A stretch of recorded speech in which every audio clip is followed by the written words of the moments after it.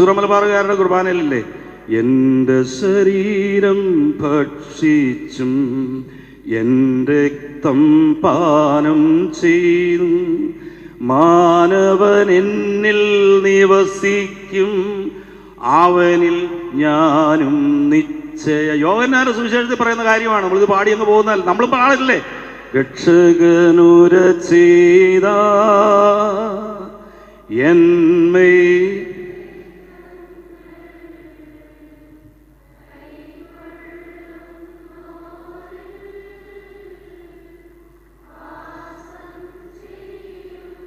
എത്രയോ തവണ പാടിയിട്ടുമുണ്ട്, കേട്ടിട്ടുമുണ്ട്, മിണ്ടാതെ നിന്നിട്ടുമുണ്ട്. എന്താ അതിൻ്റെ അർത്ഥം? യോഹന്നാന്റെ സുവിശേഷത്തിൽ കർത്താവ് പറയുന്നതാണ്, എൻ്റെ ശരീരം ഭക്ഷിക്കുന്നവനിൽ രക്തം പാനം ചെയ്യുന്നതിൽ ഞാൻ വസിക്കും, അവൻ എന്നിൽ വസിക്കും. അതാ പാടിക്കൊണ്ടിരിക്കുന്നത്. പക്ഷെ നമുക്ക് അർത്ഥമൊന്നും പിടികിട്ടത്തില്ല. വിശുദ്ധ കുർബാനയുടെ ഏറ്റവും അവസാനം വൈദികൻ പറയുന്ന വാക്യം എന്താണ്? തുടങ്ങുന്നത് എവിടെയാണ്? നിന്നെ പ്രസവിച്ച മറിയാമോ, അല്ലേ? അവസാനിക്കുന്ന ഏതാണ്? അവസാനിക്കുന്ന എവിടെ? അവസാനിക്കുമ്പോൾ ഞങ്ങൾ ഉണ്ടാറില്ല അതിന് മുമ്പ് അങ്ങ് പോവും. ചിലപ്പോൾ വിശുദ്ധ കുർബാന കഴിഞ്ഞിട്ട് കുർബാന സ്വീകരിച്ചിട്ട് അങ്ങ് പോകും. അതുകൊണ്ട് അവസാനത്തെ കേട്ടിട്ടില്ല. അങ്ങനെ അവസാനത്തേതും ആദ്യത്തേതും ഒക്കെ കേൾക്കാത്ത ഒത്തിരി മലങ്കരക്കാരുണ്ട്. പുറത്ത് പറയണ്ട, ഒത്തിരി മലങ്കരക്കാർ അങ്ങനെ കേൾക്കാത്തവരുണ്ട്. മരിച്ചുപോയി, അവർ പലരും മരിച്ചുപോയി, ഇപ്പോഴും ജീവിച്ചു ഇരിപ്പുണ്ട്. ആദ്യത്തേതും കേട്ടിട്ടില്ല, അവസാനത്തെ കേട്ടിട്ടില്ല. പ്രഭാത നമസ്കാരത്തിലെ ഒരു പാട്ട് ചോദിച്ചാൽ, നാഥ നിൻരാജ്യ, നാഥ നിൻരാജ്യ, അതെവിടാ? കല്യാണത്തിലാണോ ശവടക്കിലാണെന്ന് ചോദിച്ചു കഴിഞ്ഞാൽ പിന്നെ ഒരെണ്ണം പറയും, ശവടക്കിനകത്ത് ആദ്യം തോന്നുന്നു എന്ന് പറയും. പ്രഭാത നമസ്കാരത്തിലെ പാട്ടുകൾ കേൾക്കാതെ മരിച്ചുപോയ ഒത്തിരി കത്തോലിക്കരുണ്ട്. വിശുദ്ധ കുർബാനയുടെ ആദ്യ ഭാഗം കാണാതെ പോയിട്ടുള്ള ഒത്തിരി പേരുണ്ട്. അവസാന ഭാഗവും ചിലപ്പോൾ വിശുദ്ധ കുർബാനയൊക്കെ സ്വീകരിച്ച് ഇച്ചിരി തിരക്കുണ്ട്. അവിടെ ആ മീൻകാരൻ അവൻ ഇറങ്ങിപ്പോകും, 10:30 ആകുമ്പോഴത്തേക്കും മീൻ മേടിച്ചു. നോ, വിശുദ്ധ കുർബാനയുടെ ഏറ്റവും അവസാനം വൈദികൻ പറഞ്ഞു വിടുന്നത് എന്താണ്? അത് കേട്ടിട്ടേ പോകാവൂ. എന്താണ്? ബലഹീനനും പാപിയുമായ ദാസൻ നിങ്ങളുടെ പ്രാർത്ഥനകളാൽ കരുണയും സഹായവും പ്രാപിക്കുമാറാകട്ടെ. പിന്നെന്ത് പറയും? നിങ്ങൾ സന്തോഷിച്ച് ആനന്ദിച്ച് സമാധാനത്തോടെ പോകുകയും. എന്തുവാ പറഞ്ഞത്? എന്നാന്നറിയത്തില്ല. അച്ഛൻ എല്ലാ ആഴ്ചയും പറയുന്നുണ്ട് എന്നല്ല നമ്മൾ വിചാരിക്കേണ്ടത്. ഞാൻ ഓർക്കുന്നു, ചിലപ്പോൾ വീടുകളിലൊക്കെ നമ്മൾ വീട് കൂതാശ ചെയ്യാനായിട്ട് വന്നു കഴിഞ്ഞാൽ കൗമ ചൊല്ലിയാൽ ഞാൻ തന്നെ മുഴുവൻ ചൊല്ലണം. ഒരാമീൻ സ്വസ്ഥാനത്ത് എവിടെയാണെന്നറിയത്തില്ല, ആ സ്ഥാനത്ത് കയറ്റി പറയാൻ അറിയത്തില്ല. നമ്മൾ തന്നെ ചൊല്ലിയിട്ട് ആമീൻ എന്നിട്ട് പറഞ്ഞിട്ട് നമ്മൾ തന്നെ ശ്വാസം എടുത്തിട്ട് വേണം അടുത്തത് ചൊല്ലാനായിട്ട്. ഒരു നന്മ പറഞ്ഞു പറയും ചൊല്ലിക്കൊടുത്താൽ അതിൻ്റെ കൃത്യമായിട്ട് ചൊല്ലത്തില്ല. വിശ്വാസ പ്രമാണം ചൊല്ലിയാൽ പിന്നെ പറയുക വേണം. ആ പ്രദേശം അന്തരം പിന്നെ കോഴിക്കൂട് അടയ്ക്കാനൊക്കെ പോകും. കാരണം അവിടെ നിന്ന് ചൊല്ലുന്നില്ല എന്ന് ചോദിച്ചാൽ അണക്കേടാണ്. നമ്മൾ ഇതെല്ലാം പഠിക്കണം. ഈ വിശുദ്ധ കുർബാനയുടെ ശക്തിയും ഈ കുർബാനയുടെ ശ്രേഷ്ഠതയൊക്കെ നമുക്ക് അനുഭവിച്ചറിയാൻ സാധിക്കണം. നിങ്ങൾ കപ്പദോക്യം പിതാക്കന്മാരെ പറ്റി കേട്ടിട്ടുണ്ടാവും.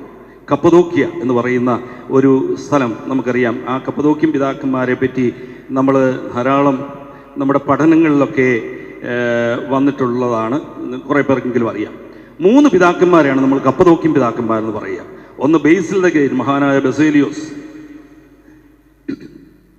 2 അദ്ദേഹത്തിൻ്റെ സഹോദരൻ ഗ്രിഗറി ഓഫ് നീസ. 3 ഗ്രിഗറി നസിയാൻസ്.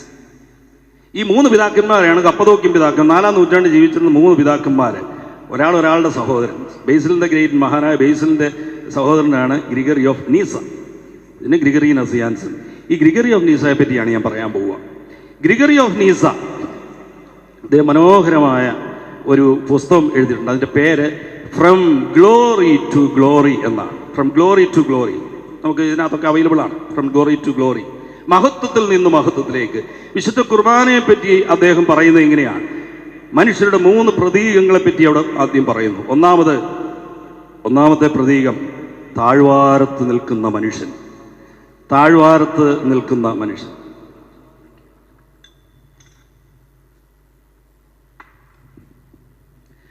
താഴ്വാരത്ത് നിൽക്കുന്ന മനുഷ്യൻ അങ്ങ് അകലെ വളരെ ദൂരത്ത് പർവ്വതത്തിന്റെ മുകളിൽ കത്തി ജ്വലിച്ചു നിൽക്കുന്ന ഒരു ദീപം കാണുകയാണ്. ശ്രദ്ധിക്കണം, നിങ്ങൾ വെറുതെ ഇവിടെ വന്നിരിക്കരുത്, ശ്രദ്ധിക്കണം. താഴ്വാരത്ത് നിൽക്കുന്ന മനുഷ്യൻ എന്താണ്? അങ്ങ് വളരെ അകലെ പർവ്വതത്തിന്റെ മുകളിൽ കത്തി ജ്വലിച്ചു നിൽക്കുന്ന ഒരു ദീപം കാണുകയാണ്. പക്ഷെ ഇയാളത് കണ്ടു. കുഴപ്പമില്ല, നല്ലതാണ്. പക്ഷെ നോക്കി നിൽക്കാൻ താല്പര്യമില്ല. അത് നല്ലതാണെന്നൊക്കെ അറിയാം, ദീപമാണെന്നറിയാം, പ്രകാശമാണെന്നറിയാം, അതുകൊണ്ട് പ്രയോജനമുണ്ടെന്ന് പറയാം. പക്ഷേ നോക്കി നിൽക്കാൻ താല്പര്യം, മുഖം തിരിഞ്ഞു നിന്നു എന്നാണ് ഒന്നാമത്തെ പ്രതീകത്തിലെ മനുഷ്യൻ. വലിയ ഇഷ്ടമൊന്നുമില്ല വിശുദ്ധ കുർബാന. നമ്മളൊന്ന് ആലോചിച്ച് നോക്കുക, ഇതിനകത്ത് ഏതെങ്കിലും ആണോ നമ്മളൊന്ന് ആലോചിച്ച് നോക്കുക. ഒന്നാമത്തെ പ്രതീകത്തിലെ മനുഷ്യൻ മുഖം തിരിഞ്ഞു നിൽക്കുന്ന മനുഷ്യനാണ്. എല്ലാറ്റിനോടും, ആരാധനയോട്, സഭയോട്, വിശുദ്ധ കുർബാനയോട് മുഖം തിരിഞ്ഞ് നല്ലതാണെന്നൊക്കെ അറിയാം, താല്പര്യമില്ല, മുഖം തിരിഞ്ഞു നിൽക്കും. രണ്ടാമത്തെ പ്രതീകത്തിലെ മനുഷ്യനെ ഗ്രിഗറി ഓഫ് നീസ ഇങ്ങനെ അവതരിപ്പിച്ചിരിക്കുക. താഴ്വാരത്ത് നിൽക്കുന്ന മനുഷ്യൻ, അങ്ങ് അകലെ വളരെ ദൂരത്ത് പർവ്വതത്തിന്റെ മുകളിൽ കത്തി ജ്വലിച്ചു നിൽക്കുന്ന ഒരു ദീപം. ഈ മനുഷ്യൻ അത് തന്നെ നോക്കി, എത്ര മനോഹരമായിരിക്കുന്നു, നോക്കി നിൽക്കുകയാണ്. പക്ഷേ ഒന്നാമത്തെ പ്രതീകത്തിലെ മനുഷ്യനെ പോലെ ഇയാൾ മുഖം തിരിഞ്ഞു നിൽക്കുന്നില്ല, നോക്കി അങ്ങ് നിൽക്കുകയാണ്. എത്ര മനോഹരമായിരിക്കും വിശുദ്ധ കുർബാന, എത്ര മനോഹരമായിരിക്കും, ഇങ്ങനെ നോക്കി നിന്ന് ആസ്വദിക്കും. പക്ഷെ ഇയാൾക്കൊരു പ്രത്യേകതയുണ്ട്. എന്ത്? ഇയാൾക്കൊരു കുറവുണ്ട്. ഇയാൾ അകന്നേ നിൽക്കത്തുള്ളൂ, അകന്ന് നിന്ന് ഇങ്ങനെ കാണുകയാണ്. കൊള്ളാം. നമ്മളൊന്ന് ആലോചിച്ച് നോക്കുക. നമ്മുടെ സഭാജീവിതത്തിലോ ഇടജീവിതത്തിലോ ആരാധനയുമായിട്ടുള്ള ബന്ധത്തിലോ വിശുദ്ധ കുർബാനയിലോ ഒക്കെ നമ്മൾ അകന്ന് നിന്ന് കളയും. പള്ളിയിലോട്ട് കയറി നിൽക്കാൻ പറഞ്ഞാൽ ഭയങ്കര പാടാ. നമുക്കെല്ലാവർക്കും വളരെ സുരക്ഷിതമായ ഒരു സ്ഥലമുണ്ട് എല്ലാ പള്ളിയിലും അല്ലേ. നമ്മൾ അവിടെ നിൽക്കത്തുള്ളൂ. എല്ലാ പള്ളിയിലെ ആളുകളും നോക്കിയാൽ നിങ്ങൾ കയറി ചെന്ന് നമുക്ക് കറക്റ്റായിട്ട് ഉമ്മൻചാണ്ടി നണ്ട അവിടെ പോയി അതേൽ ഇരുന്നു എന്ന് പറയുന്ന പോലെ തന്നെ നമുക്ക് എല്ലാവർക്കും ഒരു സ്ഥലമുണ്ട്, വളരെ കംഫർട്ടബിൾ ആയിട്ട് സ്ഥലം. അവിടെ നിന്നാലേ എനിക്ക് പ്രാർത്ഥിക്കാൻ പറ്റത്തുള്ളൂ, അതാണ്. അപ്പോൾ ഇയാളെന്ത് ചെയ്തു? ഇയാളിങ്ങനെ അകന്ന് നിൽക്കുകയാണ്. അങ്ങനെയുണ്ട് മനുഷ്യർ, അകന്ന് നിന്ന് നല്ലതാ എന്നൊക്കെ പറയും, പക്ഷെ അടുത്തോട്ട് പോകില്ല. മൂന്നാമത്തെ പ്രതീകം ഇങ്ങനെയാണ് അവതരിപ്പിച്ചിരിക്കുക.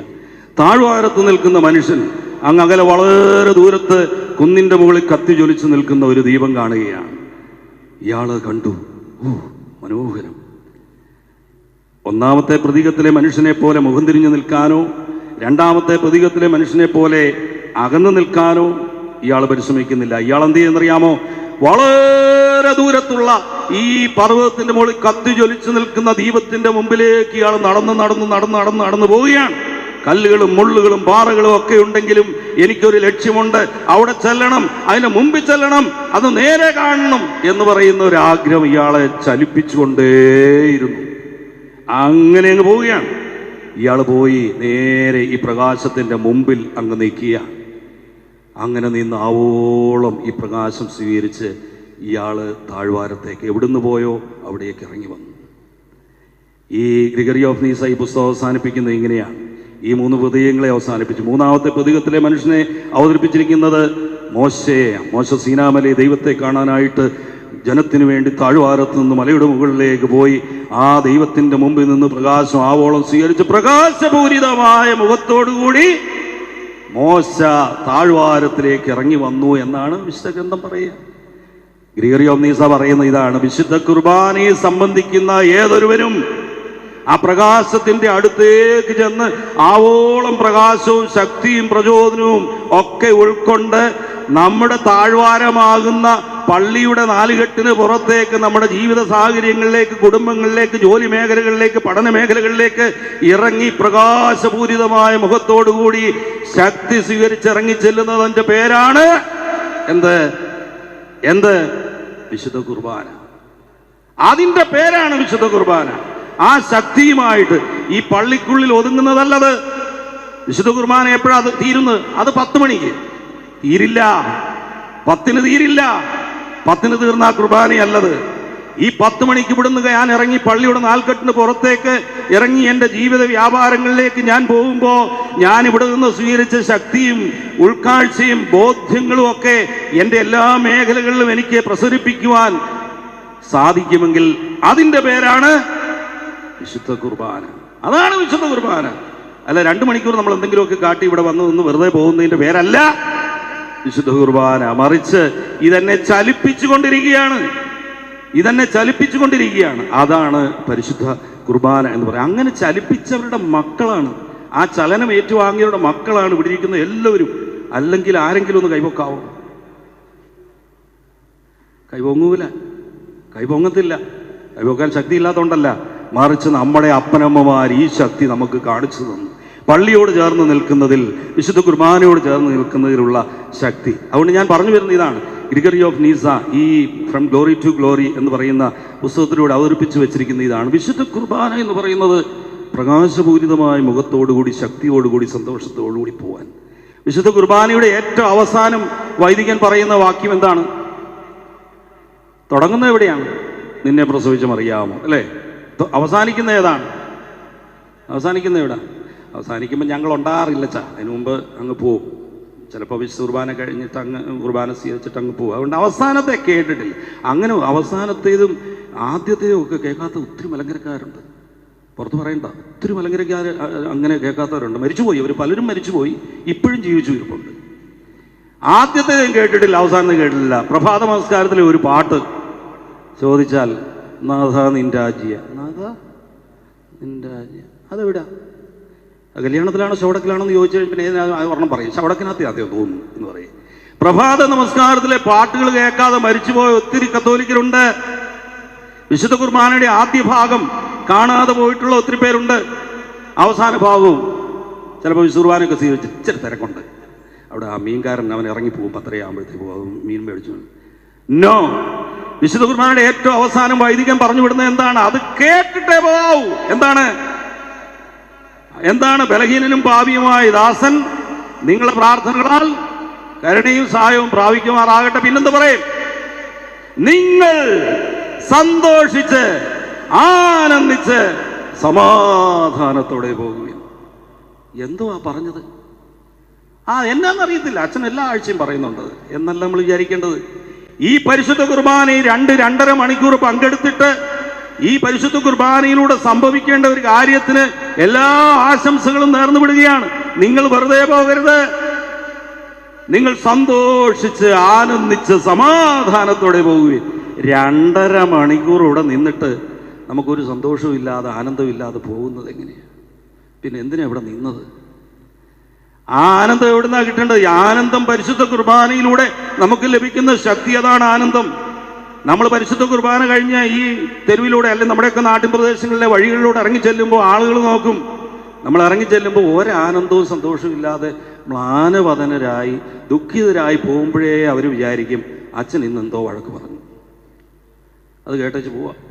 അല്ല കമ്മിറ്റിക്കാരെന്തോ പറഞ്ഞു, മാസവരി അതിൻ്റെ കുടിശ്ശിക കൊടുക്കാൻ പറഞ്ഞപ്പോഴത്തേക്ക് സന്തോഷത്തോടെ പോകണം. നമ്മൾ ഇറങ്ങിപ്പോകുന്നത് കാണുമ്പോൾ തോന്നുന്നതേ അവൻ കുർബാനയ്ക്ക് കഴിഞ്ഞിട്ട് പോവാ. നിങ്ങൾ സന്തോഷിച്ച് ആനന്ദിച്ച് സമാധാനത്തോടെ പോകുവിൻ എന്ന് പറയുന്നത് ഇതൊരു വാസ്തവത്തിൽ എന്താണ്? നമ്മളെ എലവേറ്റ് ചെയ്യുകയാണ്. ഈ വിശുദ്ധ കുർബാനയിലൂടെ നടക്കുന്ന വിശുദ്ധീകരണമെന്ന് ഞാൻ മുമ്പേ സൂചിപ്പിച്ചു. അതൊരു എലവേഷനാണ്. Elevation from the natural level to a super natural level, and that is given by, received by grace. പരിശുദ്ധ കുർബാനയിലൂടെ നമുക്ക് ലഭിക്കുന്ന ഈ ഗ്രേസ് എന്താണ്? നമ്മളെ എലവേറ്റ് ചെയ്യുകയാണ്. നമ്മൾ വന്നതുപോലെയല്ല, നമ്മൾ തിരിച്ചിറങ്ങി പോകുമ്പോൾ ഈ ഗ്രേസ് സ്വീകരിച്ച് വിശുദ്ധി സ്വീകരിച്ച് നമ്മൾ എലവേറ്റഡ് ആയിട്ടാണ് പോകുന്നത്. കാരണം എന്താ? നമ്മൾ വന്നതുപോലെയല്ല പോകുന്നത്, നമ്മൾ കർത്താവിനെയും കൊണ്ടാണ് പോകുന്നത്. നമ്മളതല്ലേ, നമ്മൾ ഈ കർത്താവ് പറഞ്ഞിട്ടില്ലേ, എൻ്റെ ശരീരം ഭക്ഷിക്കുകയും എൻ്റെ രക്തം പാനം ചെയ്യുകയും ചെയ്യുന്നവനിൽ എന്താ പറഞ്ഞു? ഞാൻ വസിക്കും, തിരിച്ചും വസിക്കും. അത് സൂറമലബാറുകാരുടെ കുർബാനയിലല്ലേ, എൻ്റെ ശരീരം ഭക്ഷിച്ചും എൻ്റെ രക്തം പാനം ചെയ്തും മാനവൻ എന്നിൽ നിവസിക്കും, അവനിൽ ഞാനും നിശ്ചയ. യോഹന്നാന്റെ സുവിശേഷത്തിൽ പറയുന്ന കാര്യമാണ്. നമ്മളിത് പാടി അങ്ങ് പോകുന്നതല്ല, നമ്മൾ പാടില്ലേ? രക്ഷകനുര ചെയ്ത എന്മേ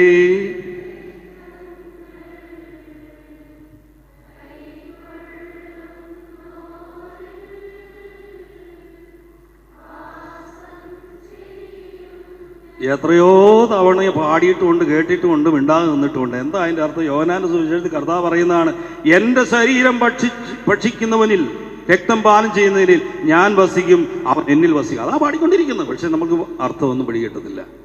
പല പാട്ടുകളും എടുത്തു വെച്ച് നോക്കിയോ. ഇന്ന് തൊട്ട് നിങ്ങൾ പാട്ട് പാടുമ്പോഴും പ്രാർത്ഥിക്കുമ്പോഴും അതൊരു പുസ്തകത്തിൽ എടുത്തു വെച്ച്, പുസ്തകം ഉണ്ടെങ്കിൽ നമുക്ക് ഒത്തിരി സൗകര്യമുണ്ട്.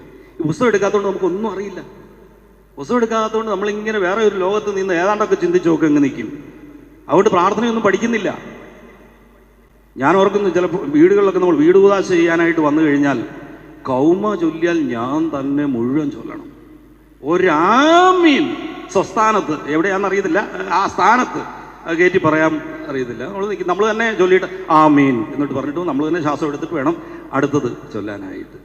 ഒരു നന്മ പറഞ്ഞു പറയും ചൊല്ലിക്കൊടുത്താൽ അതിൻ്റെ കൃത്യമായിട്ട് ചൊല്ലത്തില്ല.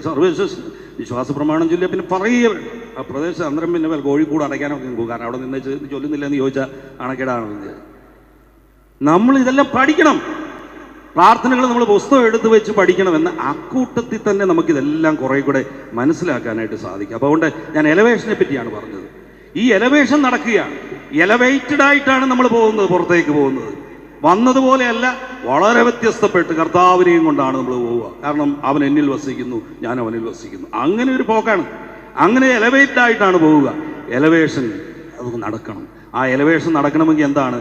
ഞാൻ മുമ്പ് പറഞ്ഞ ഘടകങ്ങളെല്ലാം ആ കൂട്ടത്തിൽ ചേർത്ത് വയ്ക്കണം. അപ്പം ദൈവത്തെ നമ്മൾ വിശുദ്ധ കുർബാനയിൽ കണ്ടുമുട്ടാനായിട്ടുള്ള വളരെ ശ്രമകരമായ കാര്യം. ആരാധനയിലാണെങ്കിലും വിശുദ്ധ കുർബാനയിലൊക്കെ ആണെങ്കിലും ദൈവത്തെ കണ്ടുമുട്ടുക, ദൈവത്തിൽ നിന്ന് കൃപ സ്വീകരിക്കുക, നമ്മളെ വിശുദ്ധീകരിക്കുക എന്നൊക്കെ പറയുന്നത് വളരെ പ്രധാനപ്പെട്ടതാണ്.